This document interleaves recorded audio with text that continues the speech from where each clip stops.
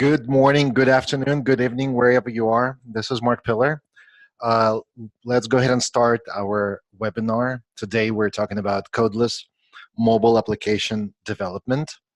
We have a full house today, quite a few people signed up, and we are very happy to have you all here in this webinar. So I will start with a very brief presentation just to kind of set the ground, and then we will be digging right into the actual app development. I wanted to say code, but the webinar is about Codeless. So there's really not a lot of code, really none of the code you will see today. It's going to be mostly just building the apps in a very futuristic way that I'm very excited about. We do have here a chat window. It is open right here. Feel free to ask any questions. I plan to spend about maybe 10, maybe 15 minutes, depending how it goes, towards the end of the webinar for a question and answer session. So, but feel free to send any questions. I'll be paying attention to the chat window in case if something comes up that is right there that you wanted to ask. So today we are talking, as I said, about Codeless Mobile App Development, and here's today's agenda. Just going to be a brief introduction into Codeless Apps. It could mean many different things for different people. I'll tell you what I think about it. Then we'll discuss client-server integration, what it means from the Codeless App Development perspective. I'll give you an overview of the platforms that we're going to use today for our demos, which is Dropsource and Backendless. And then we'll be looking into some sample apps that I put together that demonstrate the power of Codeless, both on the client side and on the server side. And here you see a list of the apps that I have prepared for this webinar. And I'll try to give you a very low-level set of details that you would need to know about when you start building applications. Then we'll wrap up with questions and answers. So if there is something else you want to hear, if it's in the realm of Codeless, let me know. Please use the chat section for that. So Codeless Apps, as the name suggests, it requires no, or maybe in some cases, very little code. The concept of Codeless has been around for quite some time, and over the course of years, because of many failed attempts, a lot of people think about it that it's just too good to be true. And you know what? I was rather skeptic about this idea when we started doing Codeless on the backend side. But then the more you do this, and the more attractive it looks, especially once you start seeing some real applications built without any code. And today, hopefully, you will see the benefits of this because it really is a reality. It's no longer the future. Normally, Codeless apps are done with visual builders where you have a lot of drag and drop, where the actual application facilitates the process of development of your apps. And as it normally goes, whenever you build applications, there are a lot of repetitive tasks, something that you just like hate to do. You would rather focus on code and focus on logic. So with Codeless apps, the environments that you get, really they automate all those boring, repetitive tasks, something that is just not cool, something you would not want to do. And that's where they also shine because you just don't need to worry about setting up your environment for compilation or for whatever. It's just all right there. Now, a good codeless environment is something that gives you an ability to switch to 100% code. Okay, that's something that I'm just convinced. There are some solutions that say, well, you know, just use whatever we have and that's it. But some solutions give you an ability to switch to 100% code. So in my mind, and once again, this is a very subjective opinion, and let me know if you disagree, I believe that whenever you use a codeless solution, if you don't have an ability to switch to code, it is just not good enough. Being able to switch to code where you can complete some tasks that the system either did not handle for you or you just have a better idea how to handle them, I think that's the one that quality really separates a solid, mature solution from something that's just a wannabe codeless. Anyway, once again, just my very, very subjective opinion. Anyway, So client-server integration, whether it's codeless or just traditional, I think it's going to be about the same. So here you see some responsibilities that would be on the client side. There's a box here that says client, and then server, and then these are fairly traditional assignment of the responsibilities. And normally your client and server are communicating via API. The reason I say normally is because there are some other ways you could have a dedicated channel. It could be real-time messaging. You could have some custom protocols, but still, it still boils down to the API. It's the protocol that the client uses to communicate with server. With modern applications, whether they're mobile, whether they are web-based, the APIs is really the cornerstone of that integration. So being able to declare what your APIs are and how to get your data, how to send the data to the server becomes very, very important. And so here in today's demos, this is really going to be it. This is how the client will communicate with the server. So on the client side, today we will be looking into a platform called Dropsource. If you're not familiar with it, no problem. You will see a lot of it today. In my mind, it is one of the best codeless tools for building mobile applications out there today on the market. Just to give you a quick introduction into Dropsource, you can build native Android and iOS applications. And when I say native, not only you get the actual native app once it is done and built, but all the styling, all the components, the actual behaviors, all the events that are being triggered within the application. If you selected Android to be built using Dropsource, then everything that is related to the Android world, whether it's component styling behavior, is going to be from an Android realm. If it is iOS, you will see that everything that is specific to iOS is going to be shown and used within Dropsource. So that's a good thing, because many times when you start building an application, it's kind of lowest common denominator that is being just applied between different platforms. But in the end, the actual app suffers because it just doesn't look natively enough for a particular platform. From the perspective of building your application, it's going to be drag and drop. You can do your layouts, you can place your components, you can assign where they are in the interface, and so on. So all of this is done right from the Dropsource environment. Client-server integration is done through API invocation. Dropsource lets you invoke pretty much any API service that can be represented through a Swagger API document. That's very important. One very nice feature is as you build, if you have missed a property somewhere, if you have something that is sort of an incomplete declaration, you get an error that is reported, and you can see what it is. And one other thing that I forgot to mention here, as you build your Dropsource application, you can actually turn on Network Debugger and see those API invocations right there, and I will demonstrate it today. A very cool feature. So on the server side, of course, no surprises here. We're using Backendless for many reasons. Primarily is because we develop Backendless, and secondary because we believe this is the best backend that is out there for mobile and web applications. But if you're not familiar with Backendless, it's a platform that provides you a bunch of different APIs. And all those APIs provide the functionality that you would normally have in the backend. And that includes your database, being able to work with users, working with files that are located in the cloud, sending out push notifications. So you can see all of the things that are listed here. All of it is provided by Backendless through the APIs. Plus, you can build your own custom API services. And in the spirit of today's topic, you can build custom API services without any code, 100% codeless.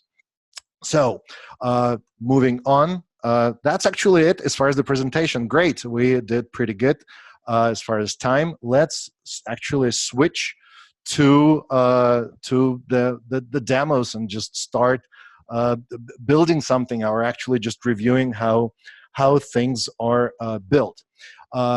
So what you see here, this is my Dropsource account. I have a bunch of applications here. And in the second tab, I have my Backendless console. This is the backend.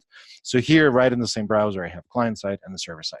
So let's just start by running an application that is already built, and then start digging into it to see how it is built, so you can start appreciating the actual level of details that goes in there to make it happen.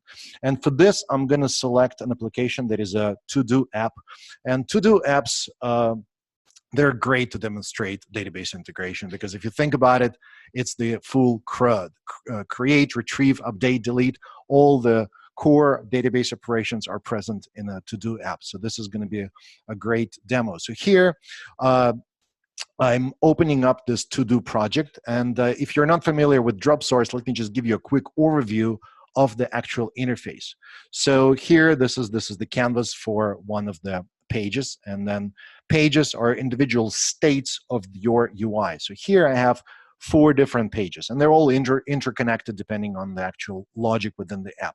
So there is a landing page that has some logic. I will share with you what it is a little bit later. Then I have the login page, and as you can see, it's just very minimalistic username, which is the email address and password, and the button to log in. There is a page that lists all my to-do items.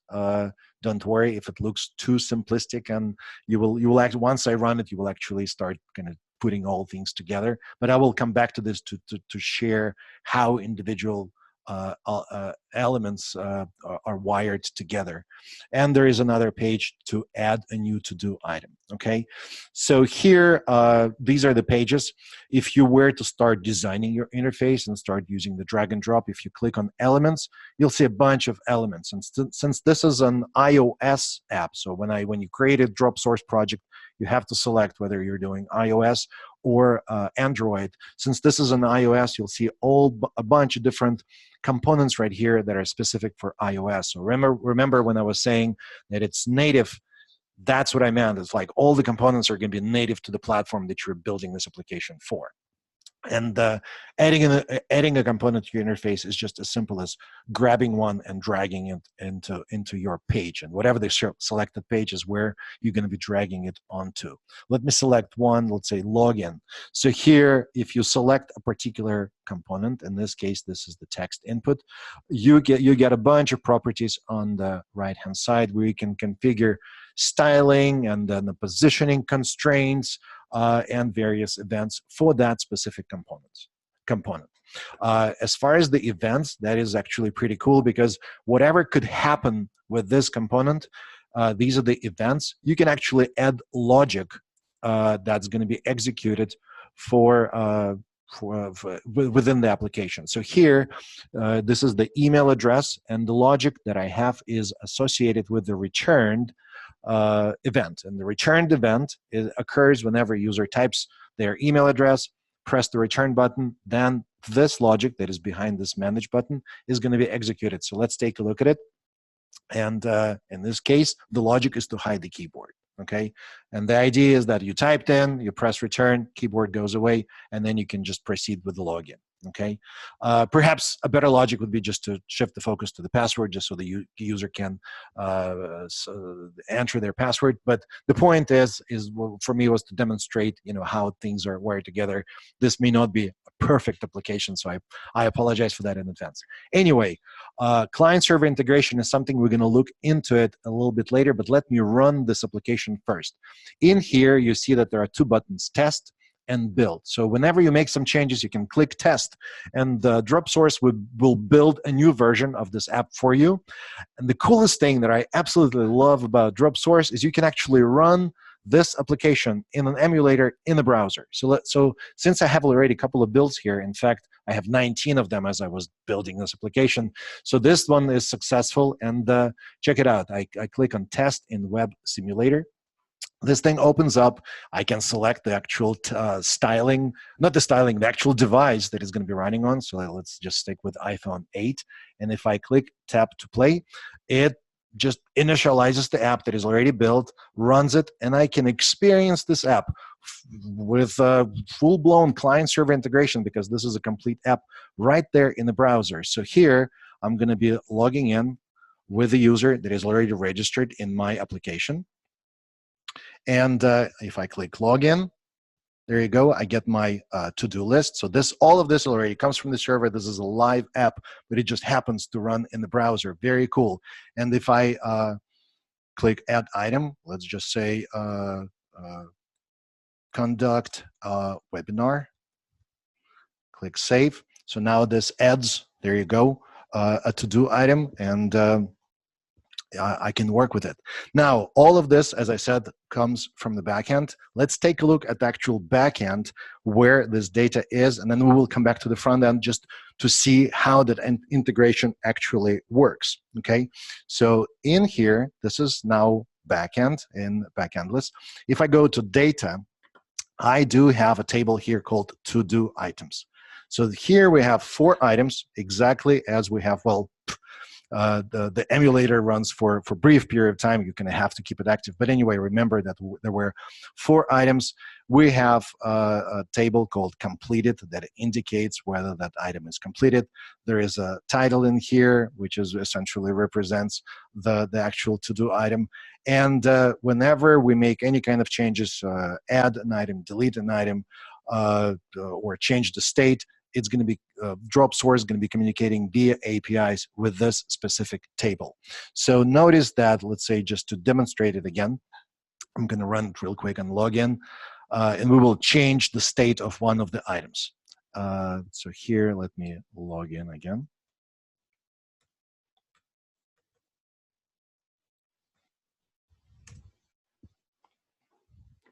So take a look, for example, conduct a demo of Backendless. Right here, the completed is false. So if I click on this toggle, now it should be true. There you go, conduct a demo of Backendless is true. So as you can see, client-server integration is working here. Remember when I was talking about network activity log? If I click this toggle right here, now anytime the client has sent something to the server, let's just add a new item, and demo to do item. So click save. There you go. So now we can see that there is a request that went to the server, and you can click on it, and you can see what this was the request payload. In fact, this is a post request to this particular URL. This is the payload. You can see what the server responded. This was the server response. So this way, you can actually see exactly how the communication, what the communication looks like, which is very, very important, especially as you debug and diagnose any kind of issues. So now that you have seen this application working, take a look at the structure of this to-do list. So we have multiple items where each consists of a label and a toggle, right? So now let's switch back to Dropsource, and we will review a couple of things. Number one is how the actual integration with the server works. And second, how the data binding, which is when we assign various data properties, various data elements coming from the server, how we assign it to various UI elements. So first of all, API. So for the API configuration, there is this tab right here that is called API. As you can see, there is a little tooltip. So if you click on this API, here you can add APIs for the current page. So in this case, I already added the API. It's called Backendless To Do Items API. And adding the API is super simple. In fact, let me show you how that would work. So for example, we already have integrated with to-do items. Let's just say that we want to integrate with a table called order. Okay, so you select the table, the one that you will be communicating with, and notice that in Backendless, and I'm on the data screen, there is this icon that says Generate API Docs. So if you click on this icon, there is a bunch of API documentation formats that Backendless supports. The one that Dropsource uses is the one that is actually selected by default, which is OpenAPI Swagger 2.0. If you just click Generate, Backendless quickly generates API document that represents and contains information about all the APIs that you would use to communicate with the selected table, which is the order table. You can copy this URL. You can click download and you will get the file that contains this, but copying the URL is sufficient whenever you work with Dropsource. So in here, if you return to Dropsource and just click on API, in here you can just paste this URL right here, the one that was copied, generated, click add, and then Dropsource automatically imports this API into your project. Of course, we're not going to be using it, but this is just for the demonstration purposes. So notice that we have now Backendless order API imported. And at this point, if I need to start integrating this application with the order table, I can easily do that because that API has been imported and you can just start working with it. I'm going to remove it because we don't really need this API, but that was just a demonstration of how to bring it in. So if one thing you need to remember about the integration is how to generate that Swagger document in Backendless. Once again, select the table, click Generate API, and click the Generate button, and then bring in that URL for the generated file right into Dropsource. Now, here's a list of all the APIs that Swagger document contains for my to-do items table. So there is a bunch of them, and then every single row here does something specific. So for example, in order to get a list of all the to-do items, that's going to be this row, get/data/to-do items. If you want to update a particular item, then it's going to be put/data and then to-do item/object ID. Yes, you may need to go to Backendless API documentation and see what the actual API routes are, what the actual endpoints are, because you would need to know which one you need to integrate it with. Now, once you identify a specific API endpoint that you want to use, then you would need to select it and then click Add. In this case, on the login page, notice that I have added the register call and the login call. And yes, they are listed right here. So this is the login. The reason that the login and registration are part of the to-do items API, it's for convenience. We automatically include registration and login into all APIs that we generate, because the step of registration and login is so universal, it's present everywhere. We thought that it would be quite convenient for developers to have it right there without importing any new APIs. Anyway, so that's what happens here. Once you click on the actual login, then you can configure several things here. Number one, you will see that there is a body, and that's all extracted from the actual API documentation. And the body consists of two properties, login and password. Notice that there is a little green dot on these fields. The green dot indicates that there is data binding. And the way this green dot happened is because whenever I was configuring it, I took this login and I basically dragged it onto this email property. And I took the password and I dragged it onto the password field. And this way, all the wiring happens completely automatically, which is a beautiful thing. You don't need to worry about how to get data from the email field into this JSON payload, how to get the password. All you need to do is drag and drop, wire it together, done. At this point, you can start invoking the login function right from your code, and then that API invocation takes place. So the question is, how do you actually invoke that API? Well, from the logic of this application, invocation takes place whenever someone clicks the login button. So if you select the login button and select the actual properties, so see the login is selected, I selected the properties for the login, and under events, notice that there are two events, tapped and double tap. So when a single tap occurs, then there is going to be some logic that is behind this manage button. So click on manage, and notice that right here we have run API request. And then in run API request, you just fill out the properties. How does this run API request get in here? Well, very easy. If you need to do it from scratch, you just click on this plus button, you search for your API, and here it is, run API request. You click edit and you start populating this with whatever properties of an API request are, okay? So now this one is completely ready to go, okay? So that's the invocation. Once you get a result of the login, if it is successful, then obviously something needs to happen. We need to progress to the actual list page or screen of your application. So there's kind of a logical projection, right? You enter the email address and password, click login, make the API invocation, and then on the actual response from the API, that's going to be the next step in the logic. So in order to create that chain of events, if we go back to APIs, and here we take a look at the events for the login, notice that there are a bunch of events, like for various errors that could occur.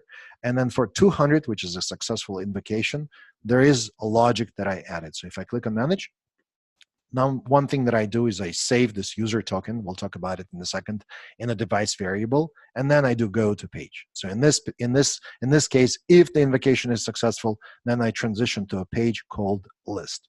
Okay, so that's very straightforward. Now, this one is kind of not obvious, it's just kind of, you have to know this. So this user token is something that Backendless uses to identify a logged in user. In fact, this user token is present, should be present in every invocation that you do to the server to represent that this invocation is a part of the session and to identify your user. So what we do is we put this user token into device variables. Device variables are sort of like global variables that are accessible to all screens. So anywhere you go, you can access device variables. In fact, right here on the main menu on the left-hand side, if you click on variables, here's my user token variable. And to create a variable, it's very easy. Click the plus button, give it a name, and select the data type. Okay, there is a bunch of different data types. In this case, it was a Swift string.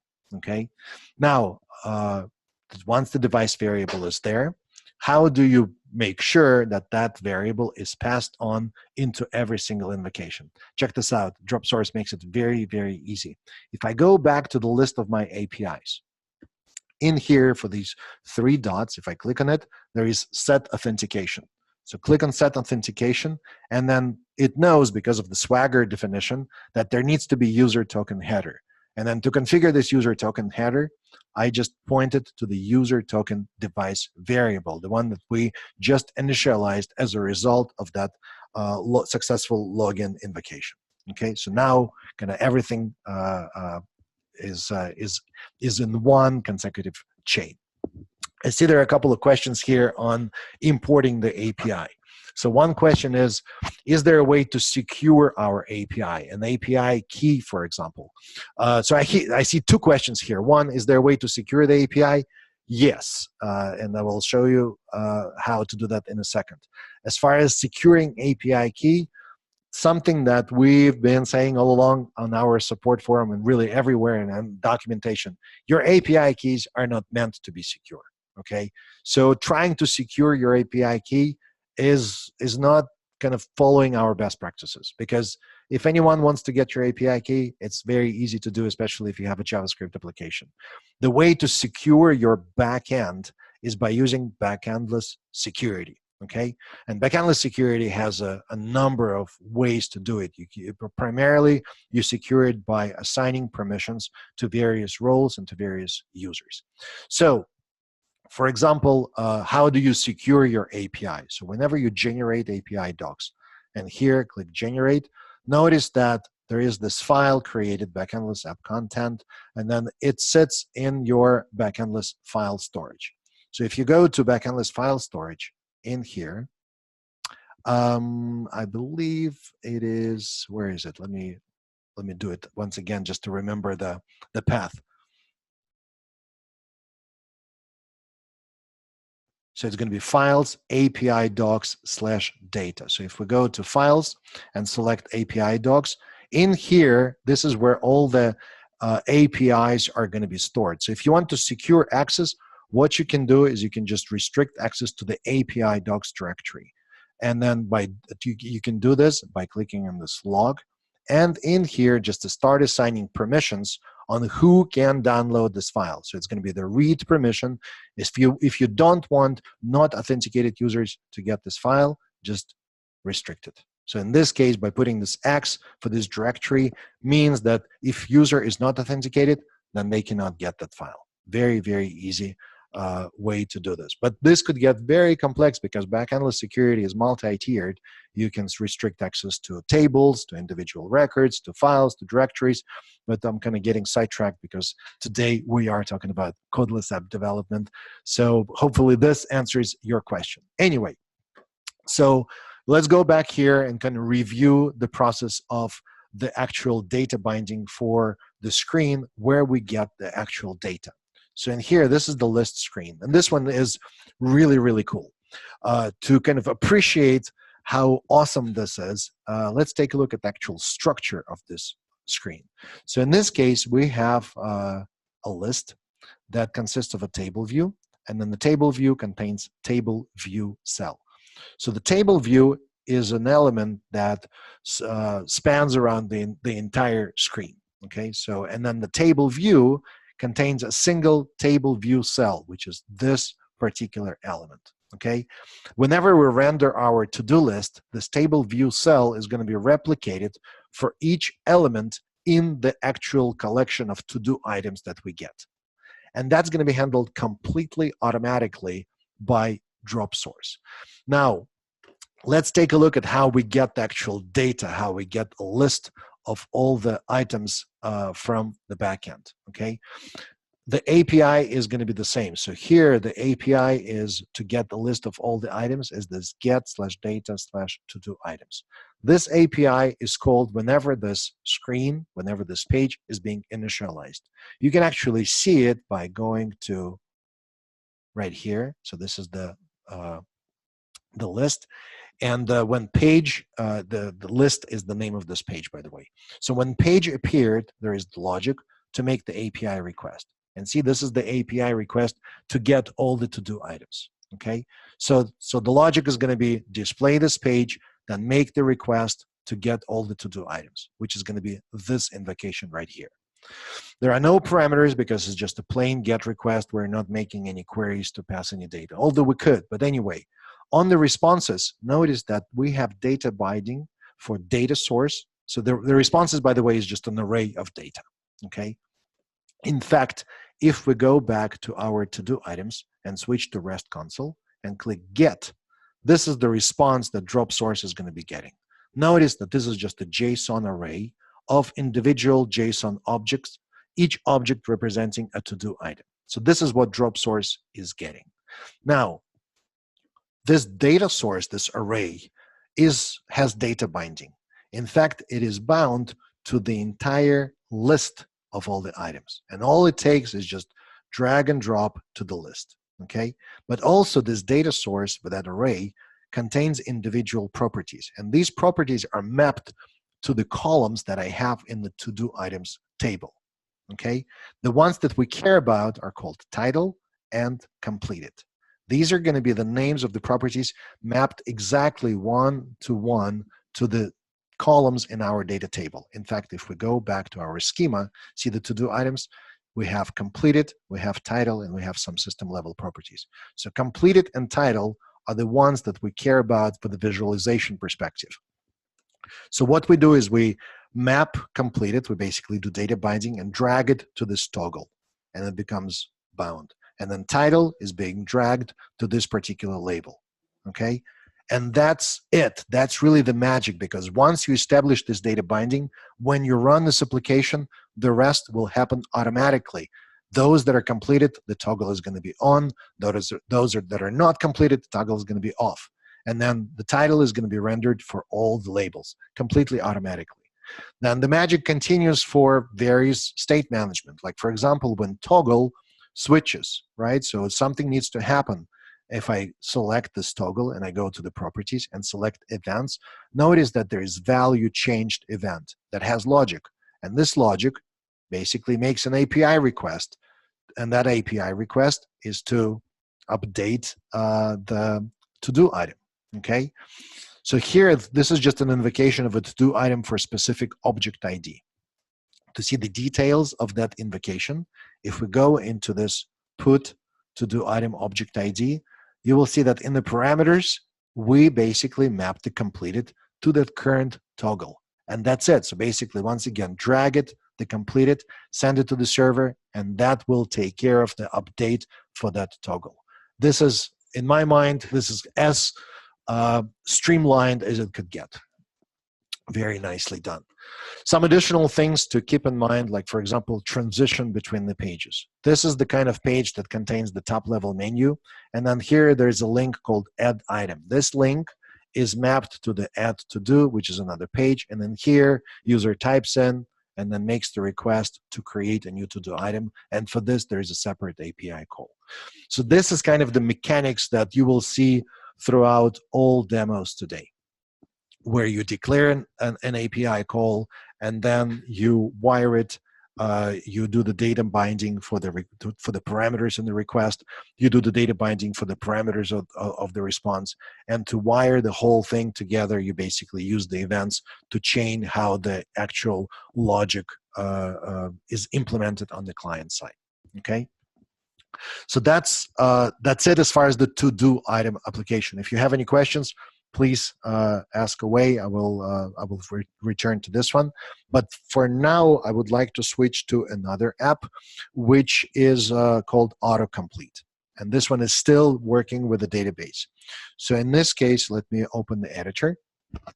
And this is going to be a much simpler application, but it shows how to actually query the database. Okay, so to show you the backend for this application, it's going to be this app. Actually, I'm going to switch to console demo.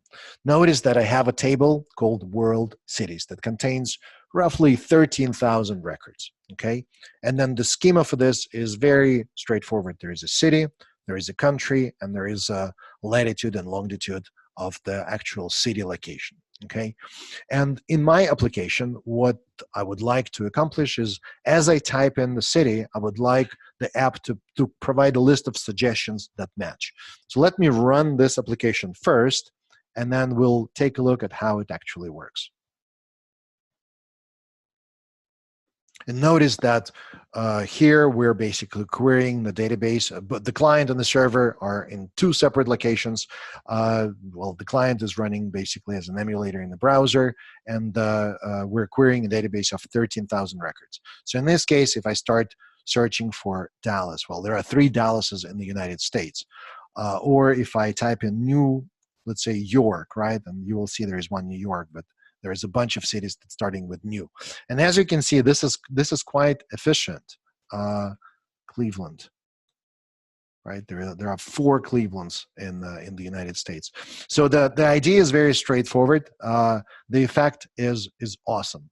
So how does it work? Let's take a look at the actual implementation of this. Of course, the idea is that as you type in your query, you would want to send a request to the server every time user changes the name of the city, and you want to find all the matches that where the city starts with that name. The way the way this works is we're basically using Backendless APIs. So this is the cities. And if we switch to REST console and just click get, which is the request without any parameters, then we get all the cities given how paging works. However, if we want to get all the cities that start with, let's say, this PON as the first letters, there is a where clause where we can basically use something like this, like PON %. Unquote. So the like operator basically says, I want to get all the objects where the city starts with PON and then the % replaces everything else. So if I click get, then I get Ponca City, Ponchatoula, so basically all the cities that start with PON. So that's the idea of how we could use this API in Dropsource. And essentially we're going to be composing this query and then sending an API request to the server to get a list of suggestions that we would be displaying in our application. So here, as you will see, that we will be importing the API for this table, World Cities. In fact, if I have just one page, and then in the APIs, here's the World Cities API, and we have this get World Cities invocation, okay? The parameters here are going to be in the query. So in the query, you see that we have the where clause, okay? So no, the body, there is no body since this is just an HTTP GET request, but there are query parameters, and one of them is the where clause. Of course, there are other query parameters, and you would need to read Backendless API documentation to see what they mean. Here, the one that we care about is where, okay? And this where is configured to use page variable. Page variable is called search query, okay? So somewhere in this application, we're actually composing a value for a page variable called search query. If you were to guess where this search query variable is composed, more than likely it's going to be right here. So as the user types in a value for the city name, something is happening to create that variable. So let's take a look at the events for the city name. In fact, I'm going to select city name, styles, and events. See value changed. Let's go in here. And you will see there is quite a bit of logic. So first of all, we check if the value is empty. If the value is empty, then we're going to be setting the value of our table hidden. So the table of suggestions, this is a table. If there is nothing in here, then the suggestions need to be empty. We need to hide it, right? That's what's going on in this particular set value. However, if something is present in that text field, then we're going to make the table view, the suggestions, visible, and we're going to start composing our where clause, the query that is sent to the server. And it goes like this: city, like, and then we put the value of what the user typed in, then we add the percentage, and we put that into the page variable, and then we make the API request. So this is actually very straightforward once you start reading into it. It reads almost like code. Yeah, granted, this is not code, this is codeless, but by looking at this, you can actually follow the logic, and it actually makes perfect sense. So we're composing the query, we're adding values to that variable, we set the variable, and then we run the API request. What happens next is almost as magical. So we go to the actual API invocation to get the world cities, and if we look at the responses, all we need to do is to do the data binding between the response and the actual table that displays the suggestions. That's it. That's all it takes, and you have perfectly working autocomplete. Okay. Now, something else that I want to demonstrate. It's going to be a more complex example, but I will not spend as much time on it. I will just show you the key elements. It's a chat application. So as you might know, Backendless has a very powerful publish-subscribe mechanism where an application can send a message to Backendless, and Backendless will send that message out to all the subscribers. Okay, it could be the same application that is both publisher and subscriber. It could be different applications. It is completely up to you how you would want to implement this. Okay, so here I have an app in Dropsource called Backendless Chat App. Now, something that I want to point out, notice that with everything that I have demonstrated so far, there is absolutely nothing from the coding perspective that you had to do on the server side. So in addition to being codeless, it is truly backendless because the backend is there and it just works magically.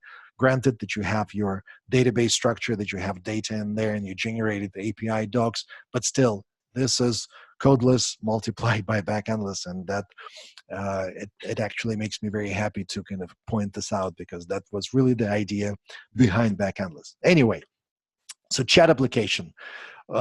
It's very easy from the kind of the structure perspective. There is a login page that just takes the username, and there is a chat screen. Okay, and here, if you were to run this application, let me take a look. The build 41.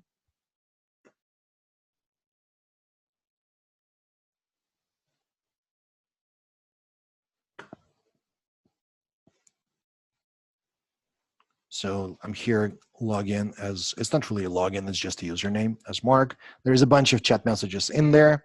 And in here, if I type in the message and submit, it goes to the server. And then this one is basically built on polling. So here's the message called hello.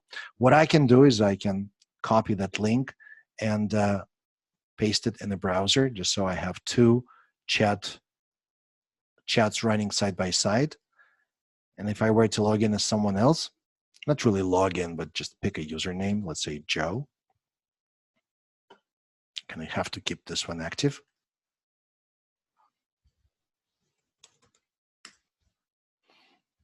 So here it is, the message from Joe.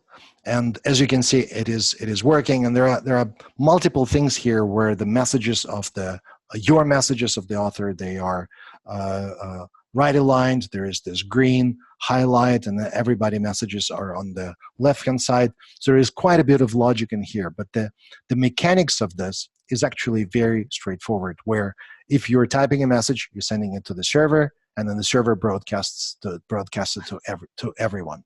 Something to keep in mind is with backendless messaging, published messages are ephemeral, meaning that they live only for about a minute.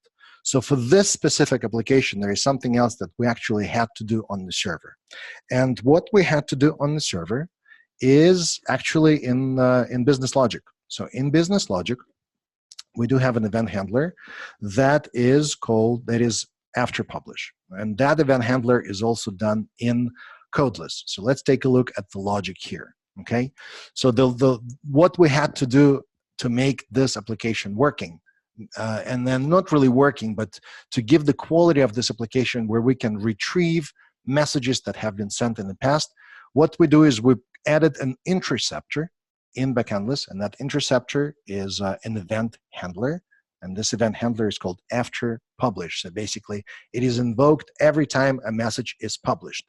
And then in that interceptor, what we do is we get the message, the published message, and we store it in Backendless in a table called messages. And in the spirit of Codeless, this is done using Codeless in Backendless. So once again, we didn't have to write any code. That interceptor is done using our Codeless technology.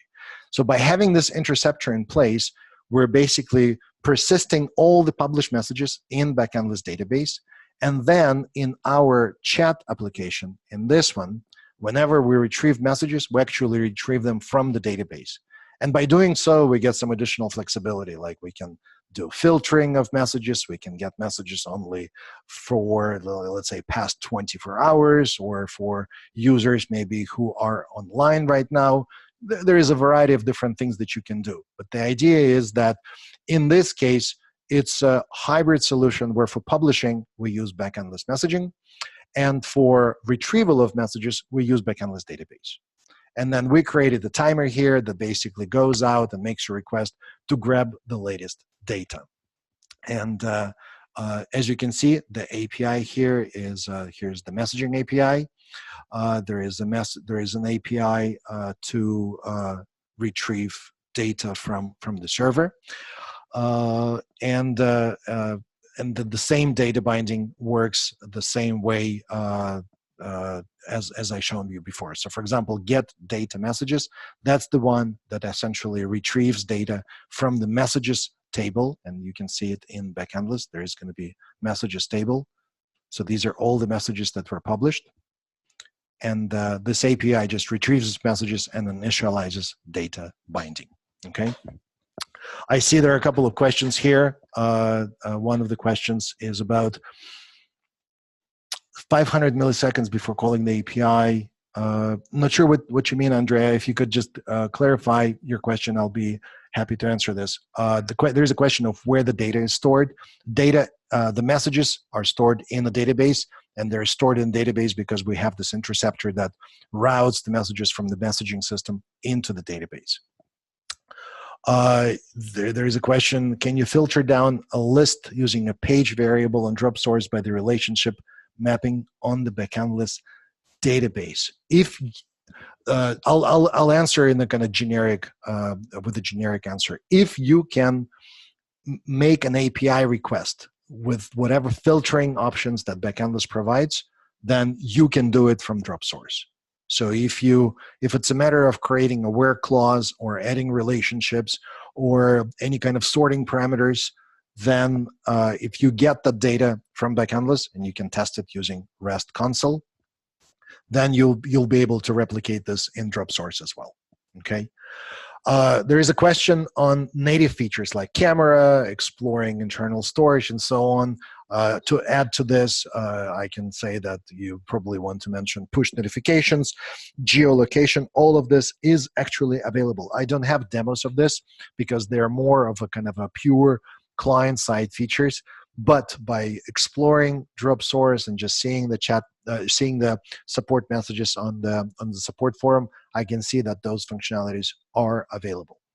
Specifically with push notifications, something that I tried, and here you can see there is a project called Backendless push notifications. I was able to integrate push notifications in a Dropsource app with Backendless. However, the way I got it working is I downloaded Dropsource project, and when you download it, you get the source code. This is a paid feature, by the way. For the full disclosure, I thought that I should mention this. But anyway, once you get the source code, then at that point, I was able to plug in Backendless SDK, register device, and then send push notifications to that app now running out of Android Studio. And the same thing you could do with Xcode. Okay, so push notifications, I can claim that Backendless push notifications are also supported. Okay, we have about 10 minutes left, and as far as the demos, I think that's going to be it as far as what I have prepared for you today.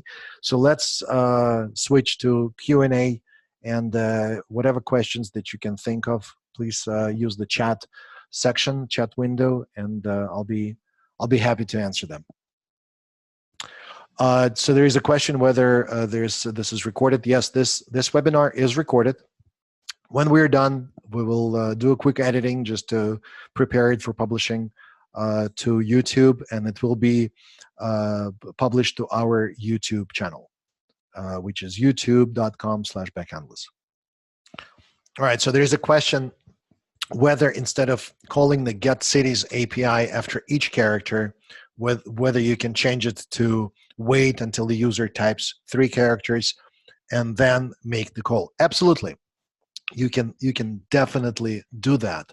In fact, in the logic right here, for the event for the city name, this is the event. In the logic right here, you would simply check the length of the value that you have in there, and if it is less than 3 characters, then you can skip making the request, or you can have a timer running in parallel. There's a way to create a timer. I believe it is done in here. Actually, it's done somewhere else. I don't remember exactly where, but there is a way to add the timer where you could check, if you haven't made the request in the past 5 seconds, then make a request on the timer, regardless how many characters they typed in. But with what you're describing, you can definitely accomplish that behavior.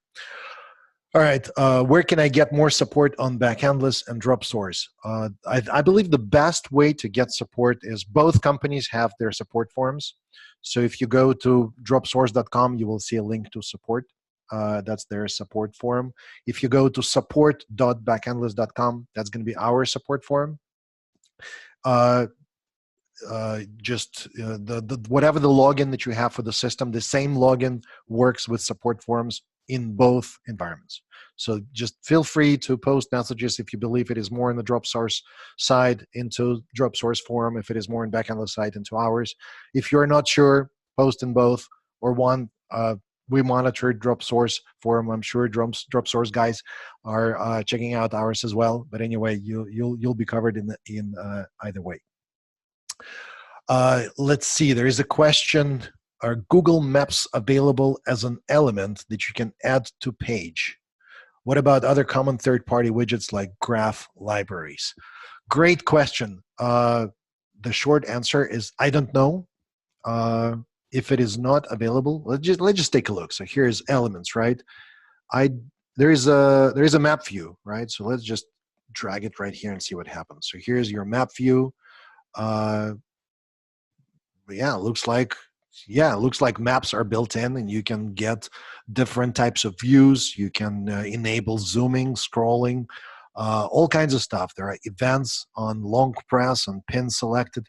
Yeah, so maps are built in, and looks like there's a bunch of here. You can even show traffic if you want.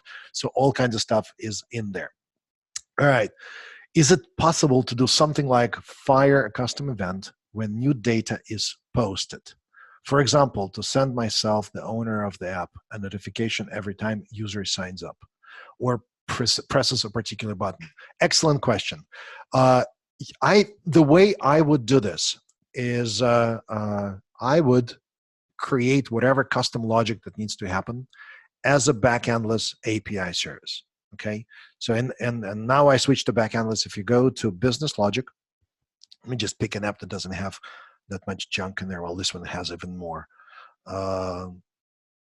Anyway, I'll just pick one. So here you can create a new API service, and with API services, if you're comfortable with code, you can do it either with JavaScript. If you want to do it codeless, just select codeless, give it a name, and create your service. And then with codeless, you can just create whatever logic that needs to happen. For example, if you want to send an email to the user or save something in a database whenever an action occurs, you do it right there for your service, in your service. Then you select your service, you generate API docs, the same way that I demonstrated. You click on this, generate API docs, click generate, get the URL, then you bring in that URL into your Dropsource application, and you wire your client-side app with your custom API service. So whenever something happens in the UI now, you can invoke your custom API service to trigger that particular event. And in there, in your API service, you do absolutely whatever. In fact, if you create an API service generic enough where it could be something like process event, right? And then you pass in the argument that is an event. Then as your application lives and as you start supporting more events, you just start expanding your business logic and an API service on the server. And this way, you don't even need to redeploy your app. You can just start modifying and making it richer on the server side because your business logic is going to be centralized. And then here, once again, you can do it either with Codeless, with JavaScript, or Java, because on the business logic side in Backendless, we support all three environments. And I just noticed that you asked whether you can send an email or SMS text. You can definitely send an email. We have an API to send out an email. If you want to send an SMS text, we integrate with Twilio. You can just use the Twilio API to do this as well. All right. How to make custom list view. The list view that I have demonstrated, let me switch to which one? Let's say this is a list view.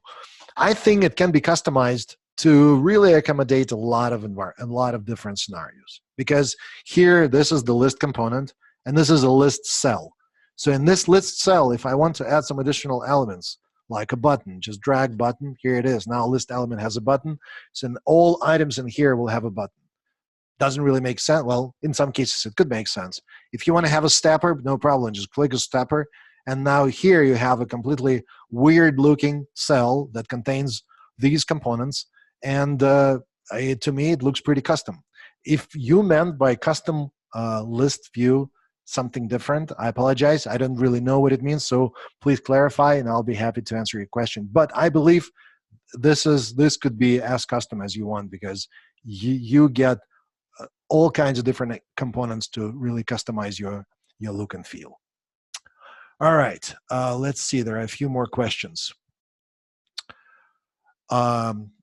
You said you downloaded the code and opened it in Android Studio for your push notification app. What was the state of the code? Was it readable and understandable, or more of obfuscated and spaghetti code? It was actually readable. It was understandable. Some parts, specifically like variable names, they look like machine-generated code. It was not like just some random characters, but they were something of a nature that I would expect of a machine-generated code to look like. In order to be able to track down the actual flow and understand where I need to add my backendless code, I had no problem doing that. It didn't take me a lot of time to figure out how to navigate through this code. So it was actually a fairly positive experience to experience the code that machine generated based on what I had in here, and it was certainly fairly far from spaghetti code. So it's something that I think that the Dropsource team did a good job with. All right, the next question is, Backendless has any kind of support for offline apps? If I want to edit what to do a list while offline, there is some Backendless feature to sync the data. So it's an excellent question. Now, let's take this question from the perspective of where does the offline functionality really belong? I believe it's offline support is really a combination of both client and the server. However, it's going to be primarily on the client side. So the client side needs to detect that the device is offline and switch to the offline mode and start doing some things in a special way. And when connection becomes available, then it starts flushing into the server, resolving conflicts, and doing all kinds of stuff with that, right? So from that perspective, I believe Dropsource is actually working on offline support. It is not there yet. And I know that we have some folks here from Dropsource, so correct me if I'm wrong.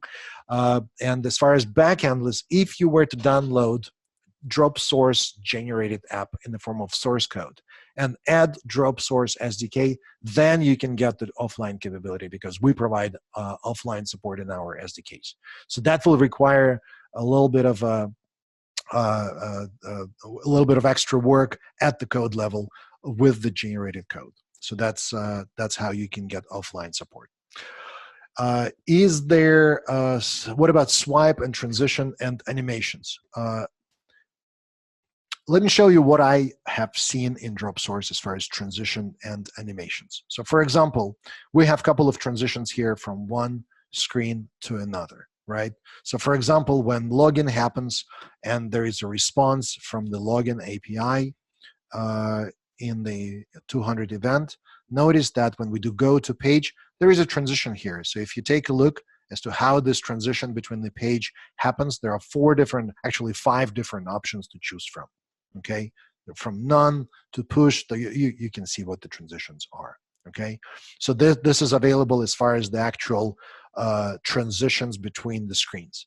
As far as swiping, something that I have seen also in here, let me get rid of these guys. This is a list element in my list cell in my list component. One of the events that this guy supports is actually called swipe. So cell swipe to delete. And this is something that I meant to demonstrate. And in fact, let me just run this real quick. It's going to be build 17 that I was trying. So in here, swiping is actually built in and you can program around it. All right, let me run it real quick and then I'll answer. I see there are a couple of additional questions that we have there. So in here, if we have an item, if I swipe, here it is, it becomes swipe to delete, and it works in a way where it just handles different scenarios where only one shows up. Fairly standard behavior for an iOS application, okay? Are all Bootstrap UI elements available in Dropsource? I'm not sure. Maybe it's a collision of terminology when you say Bootstrap. I'm not sure if you mean kind of JavaScript Bootstrap, because this is all native stuff. If you mean something else by Bootstrap, I apologize. I may not be familiar with the term, but all the kind of basic, not so basic components that you have are available. The best way to answer your question, I would recommend creating an account in Dropsource and check it out, and then you will see it firsthand as to what the actual components are available. All right, there is a question. Dropsource states purchase a source code license for $9.99 a year. I understood that I have to have 2 apps for iOS and Android, so is it 2 by $9.99? I believe you are correct. So it's $9.99 per project, and your project can be either iOS or Android. So if you're doing both, then it would require 2 licenses. Once again, if I'm wrong and someone from Dropsource is listening, please correct me if I'm wrong. But once again, I'm with Backendless, and I can say only as far as informed about Dropsource pricing. So I apologize if I interpreted it incorrectly. The best way would be to really ask Dropsource, but I'm getting a confirmation that my response was correct. All right, Bootstrap, the open source toolkit for developing HTML, CSS. So yeah, so this is not Bootstrap. These are native iOS or native Android components. This is not JavaScript Bootstrap. So these are going to be your native components. Question: can the data tables be on premises or in my cloud? So to interpret your question, I assume you mean whether Backendless can be running, whether you can be running your own installation Backendless. Absolutely. The functions that I demonstrated, the features to generate APIs, specifically when you select the table and you generate the APIs, then the generated doc will include the endpoints for your installation. So you could use our cloud installation where everything is pre-configured, or you could use your own managed Backendless, Backendless Pro, and work with it exactly the same way. None of what I have demonstrated changes. It's going to work exactly the same way. There is a question: did Dropsource release any information about performance? A similar solution would be React Native.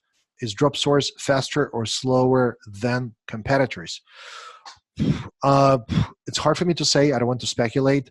Hypothetically, I would say if both solutions result in native code, then it would really be a matter of how well written that code, whether there is something that does something silly that takes a lot of extra, I guess, CPU cycles on the device. In my experience, by playing with native apps built with something like, let's say, Ionic. I know it is not React Native. Comparing performance of Ionic apps versus Dropsource significantly faster. But comparing it to React Native, it's hard for me to say. I don't know. Most of it will really depend and boil down not to the actual ways that you work with UI components. I think it's going to be mostly how you work with data.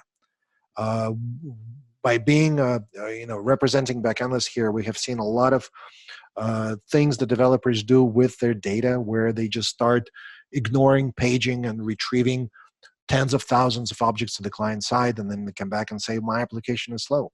Well, of course, because you're loading 20,000 objects right into the memory of your device, and you're trying to render them all. Yes, that will be slow, and that will be slow regardless whether you use React Native, Dropsource, or you build it with code. It is important to architect to model your data and architect your data properly. So most of the performance issues are going to be boiling down to that. All right, guys, we are out of time. We're actually a little bit over. So if you have any questions, how to find us? There is a question that I'm going to answer in a second. How to find us? support.backendless.com is our Backendless support forum. We're also on Slack, and it is for a simpler, kind of a quicker questions. It is slack.backendless.com. We are on Twitter. It is the handle, the user name is Backendless. We are on Facebook. We are on YouTube. It's Backendless everywhere. So please find us. Please follow us. As far as Dropsource, I'm sure you can find the links, and I'm sorry I'm not prepared to give you exactly what they are, but if you go to dropsource.com, you will see it there. There is a question. In Flutter, you write code. Just use Backendless API. Did you ever consider to integrate support Google Flutter? That was the question. So right now, we're actually doing it as we speak. So we have engineers working on Flutter integration, and that's going to be coming out fairly soon. So Backendless SDK for Flutter is going to be a reality very, very soon. As well as many other things that you will guys absolutely love. I cannot say a whole lot about it, but the roadmap that we have for near to longer term future is packed with some amazing features. Anyway, that's all. It's going to be all for today. Thank you. If I didn't answer your question, I apologize. You can send an email to us as well. Please send it to info@backendless.com or just post it to our support forum. Thanks, guys, and until next webinar, happy codeless coding.